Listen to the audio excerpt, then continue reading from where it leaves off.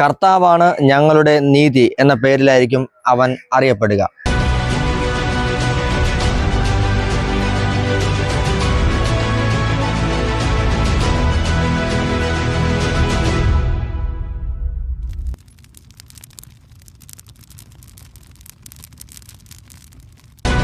കർത്താവായ യേശുവിൽ എനിക്ക് എത്രയും പ്രിയപ്പെട്ടവരെ, പ്രൈസ് ദി ലോർഡ്. നിങ്ങളെല്ലാവരും വലിയ ദൈവ സാന്നിധ്യത്തിനകത്താണ്. കർത്താവിന് മഹത്വം. പ്രിയപ്പെട്ടവരെ, എൻ്റെ ദൈവത്തിൻ്റെ പേര് എന്ന നമ്മുടെ സീരീസിൻ്റെ അടുത്ത എപ്പിസോഡിലേക്ക് കർത്താവായ യേശുവിൻ്റെ അധികാരമുള്ള നാമത്തിൽ നിങ്ങളെ ഏവരെയും ഞാൻ സ്വാഗതം ചെയ്യുന്നു. ഇന്നത്തെ നമ്മുടെ ദൈവത്തിൻ്റെ പേര് എന്ന് പറയുന്നത് ഞാൻ നിങ്ങളോട് ആദ്യമേ തന്നെ പറഞ്ഞിട്ടുണ്ട്. തിരുവചനം ഇതാണ് പറയുന്നത്. ജെറമ്യ പ്രവാചകന്റെ പുസ്തകം 23-ാം അധ്യായം അതിൻ്റെ 6-ാമത്തെ വാക്യം. തിരുവചനം ഇങ്ങനെയാണ്: അവൻ്റെ നാളുകളിൽ യൂദ രക്ഷിക്കപ്പെടും, ഇസ്രായേൽ സുരക്ഷിതമായിരിക്കും, കർത്താവാണ് ഞങ്ങളുടെ നീതി എന്ന പേരിലായിരിക്കും അവൻ അറിയപ്പെടുക. ആമേൻ. നമ്മുടെ പ്രധാനമായിട്ട് നമ്മളിന്ന് ശ്രദ്ധിക്കാൻ പോകുന്ന ഭാഗം ഇതാണ്: കർത്താവാണ് ഞങ്ങളുടെ നീതി. Hallelujah. God is my righteousness. ദൈവമാണ് എൻ്റെ നീതി. എല്ലാവരും ഒരു ഹല്ലേലൂയ പറഞ്ഞ്. ഇതാണ് നമ്മുടെ പ്രധാനമായി ഇന്ന് നമ്മൾ ശ്രദ്ധിക്കാൻ പോകുന്ന ദൈവത്തിൻ്റെ നാമമെന്ന് പറയുന്നത്. കർത്താവാണ് എൻ്റെ നീതി. God is my righteousness. ഈ വാക്യൻ്റെ മൂലപദത്തിൽ എഴുതിയിരിക്കുന്നത് ഇങ്ങനെയാണ്: യാഹ്വേ സദേക് അല്ലെങ്കിൽ യാഹ്വേ സിദ്കേനു. ആമേൻ. യാഹ്വേ സിദ്കേനു അതല്ലെങ്കിൽ യാഹ്വേ സദേക് എന്ന് വെച്ച് കഴിഞ്ഞാൽ യഹോവ ദൈവം, നീതി റൈച്ചസ്നസ് എന്ന വാക്കാണ് സിദ്കേനു അല്ലെങ്കിൽ സദേക് എന്ന് പറയുന്നത്. നീതി, യഹോവയായ ദൈവമാണ് നമ്മുടെ നീതി. ആമേൻ. പ്രിയപ്പെട്ടവരെ, നമ്മൾ പലരും വിചാരിക്കുന്ന ഒരു കാര്യം ഇതാണ്: നമ്മൾ ചെയ്യുന്ന നമ്മുടെ പ്രവൃത്തികൾ കൊണ്ട് നമ്മൾ നീതീകരിക്കപ്പെടുമെന്ന് നമ്മൾ വിചാരിക്കും.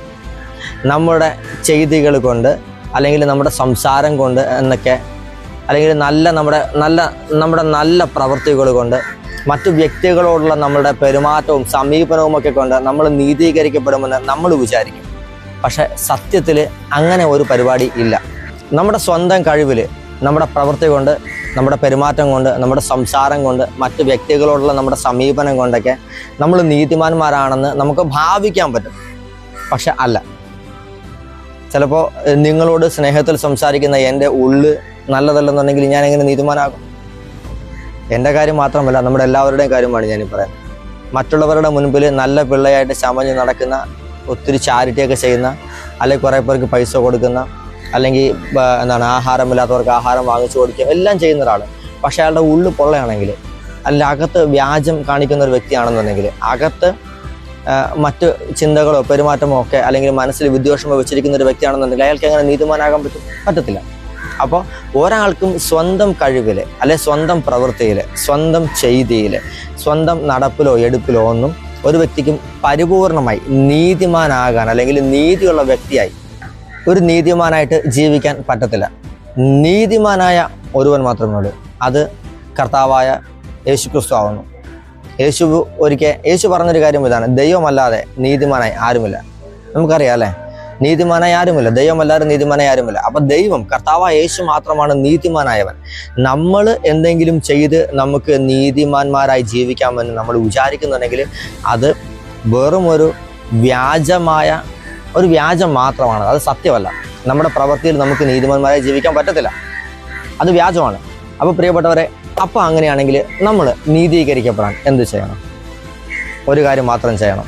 എന്താണെന്നറിയാവോ? നീതിമാനായ ഏക സത്യ ദൈവമാകുന്ന കർത്താവായ യേശുവിൽ നമ്മൾ വിശ്വസിക്കണം.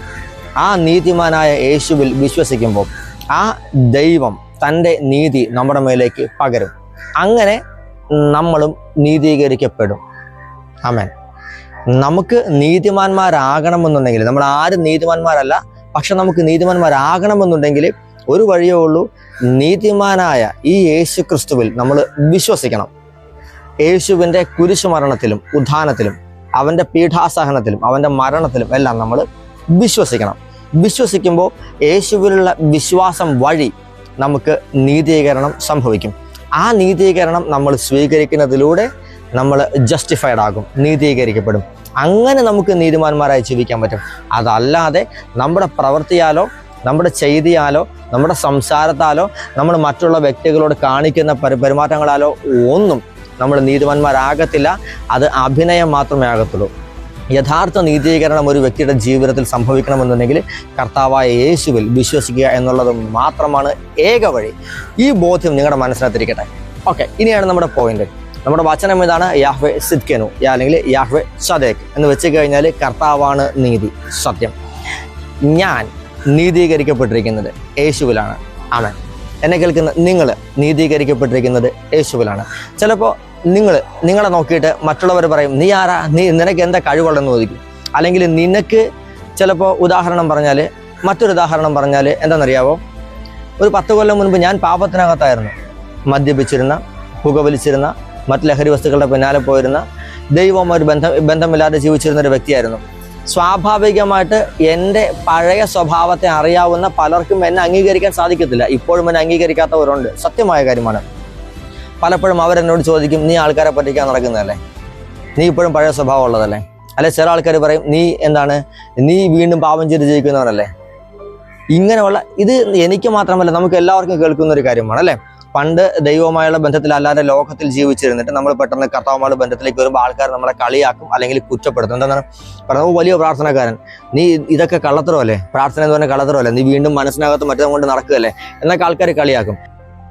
ഇങ്ങനെ നമ്മളെ കുറ്റം വിധിക്കാനായിട്ട് നമ്മുടെ കുറവുകൾ, നമ്മുടെ മുൻകാല ജീവിതത്തിൽ നമ്മുടെ കുറവുകൾ കണ്ട് ഈ കാലഘട്ടത്തിലും ചിലപ്പോൾ നമുക്ക് എന്തെങ്കിലും വീഴ്ചകൾ പറ്റിയിട്ട് ഈ ജീവിതത്തിലുണ്ടാകുന്ന വീഴ്ചകളിലൂടെയും കർത്താവിനെ അറിഞ്ഞതിന് ശേഷമുള്ള ഈ ജീവിത കാലഘട്ടത്തിൽ നമുക്കുള്ള വീഴ്ചകൾ കണ്ടിട്ടും ആൾക്കാർ നമ്മളെ കുറ്റം വിധിക്കുമായിരിക്കും. അവരാരും നമ്മളെ നീതീകരിക്കത്തില്ല. ഒരു മനുഷ്യനും മറ്റൊരു മനുഷ്യനെ നീതീകരിക്കാൻ സാധിക്കത്തില്ല. അവർ എത്ര നല്ല രീതിയിൽ നടന്നാലും ആൾക്കാർ അംഗീകരിക്കത്തുമില്ല.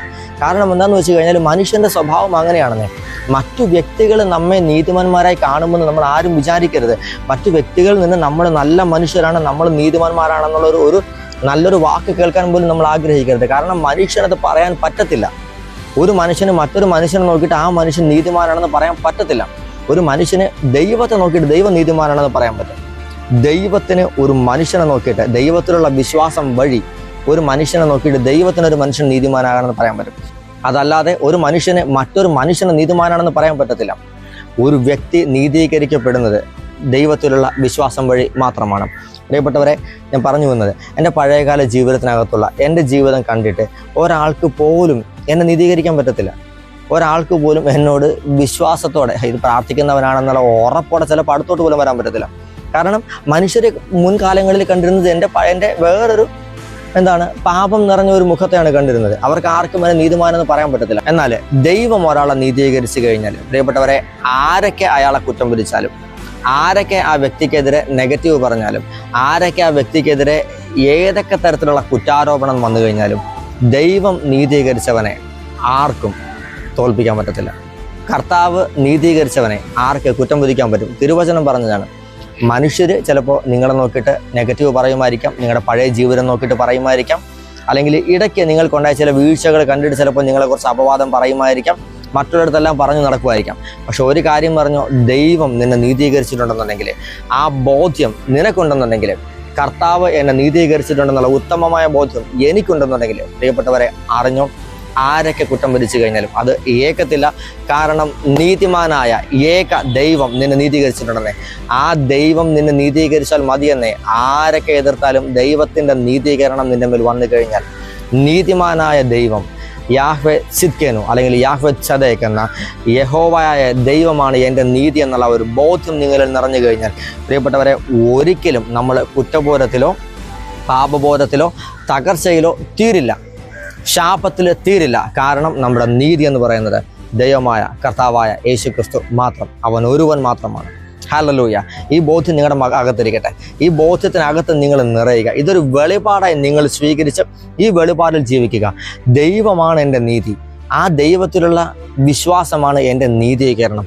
ദൈവം എന്നെ നീതീകരിച്ചിട്ടുണ്ട്. അതുകൊണ്ട് മനുഷ്യന് എന്നെ കുറ്റം വിധിക്കുവാൻ കഴിയില്ല.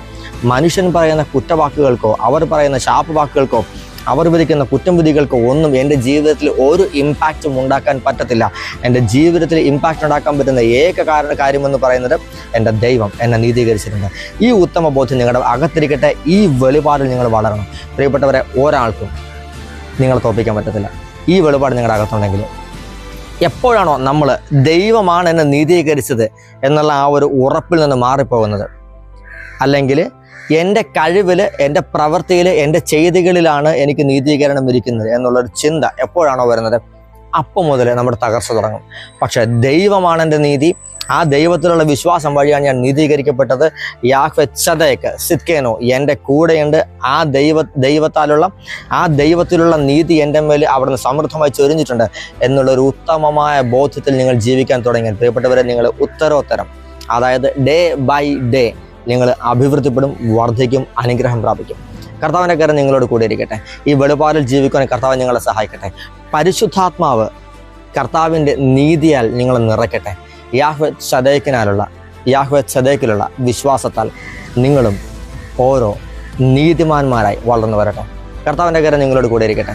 യേശുവിൻ്റെ നാമത്തിൽ ആമേൻ. പ്രിയപ്പെട്ടവരെ, ഒരു കാര്യം കൂടെ ഞാൻ പറയുന്നു. പ്രിയപ്പെട്ടവരെ, ഈ തിരുവചന ശുശ്രൂഷ നിങ്ങൾക്കൊരു അനുഗ്രഹമായെന്നുണ്ടെങ്കിൽ, ഇത് മറ്റു വ്യക്തികൾക്കും അനുഗ്രഹമാകുമെന്ന് നിങ്ങൾ വിശ്വസിക്കുന്നുണ്ടെങ്കിൽ, പ്രിയപ്പെട്ടവരെ, ഈ സുവിശേഷ വീഡിയോ നിങ്ങൾ മറ്റുള്ളവർക്കും അയച്ചു കൊടുക്കുക. അങ്ങനെ അവരും ദൈവമക്കളാണെന്നുള്ള ബോധ്യത്തിൽ അവരും വളർന്നു വരട്ടെ. അവർക്കും ഈ ഒരു ചെറിയ വീഡിയോ അയച്ചു കൊടുക്കുന്നതിലൂടെ നിങ്ങളും സുവിശേഷ വേലക്കാരായി മാറ്റും. സുവിശേഷ വേല ചെയ്യുന്നതിലൂടെയുള്ള ചില പ്രോഫിറ്റ് നിങ്ങളുടെ ജീവിതത്തിൽ വെളിപ്പെടുകയും ചെയ്യും. കർത്താവിൻ്റെ കാര്യം നിങ്ങളോട് കൂടെ ഇരിക്കട്ടെ. യേശുവിൻ്റെ നാമത്തിൽ ആമേൻ.